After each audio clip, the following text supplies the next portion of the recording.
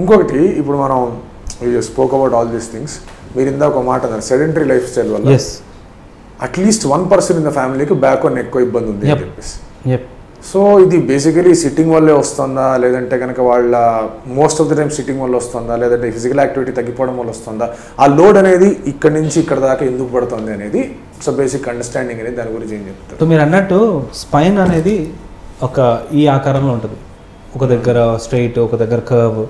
So మనకి mostly T1 అంటే thoracic 1 నుంచి T12 వరకు రిబ్స్తో ప్రొటెక్ట్ అయి ఉంటుంది కాబట్టి చాలా తక్కువ మందికి మాత్రం ఇక్కడ ఎఫెక్ట్ అవుతుంది. కొంతమంది గూని ఉంగిపోతారు. So the more prone area is the cervical region and the lumbar region. Most flexibility is there in the cervical, less flexibility is there in the lumbar. Rotation more ఎక్కువ ఉంది. ఇక్కడ మనకి సపోర్ట్ అనేది only muscle మాత్రమే support ఇస్తుంది.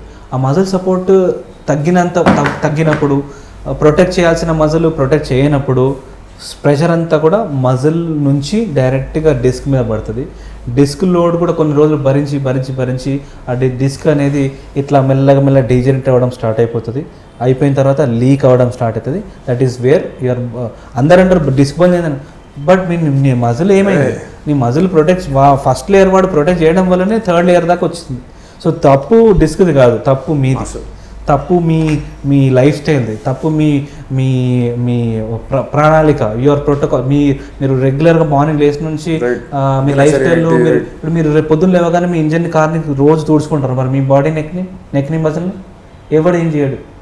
కాబట్టి we teach every patient. వాళ్ళు already ఒక డిస్ఫంక్షన్లో నుంచి వెళ్ళిపోయి మా దగ్గరకు వస్తారు కదా, నేను చెప్తాను డాక్టర్లు ఏం చేస్తారు, 10 డేస్కి మెడిసిన్ రాస్తారు, అదే హ్యాపీగా తీసేసుకుంటారు.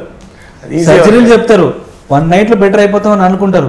కానీ ఫిజియోథెరపీ కానీ ఇవన్నిటికీ ఫిజియోథెరపీ ఇంకా బ్యాక్వర్డ్ అయ్యి ఉండడానికి కారణం కూడా ఇది స్లో కదా. But me know what, once physiotherapy ఇప్పుడు ఎంతోమంది athletes gold medal Neeraj Chopra, ఇప్పుడు అంతెందుకండి రిషబ్ పంత్ ఎలా వచ్చాడండి 1 ఇయర్లో?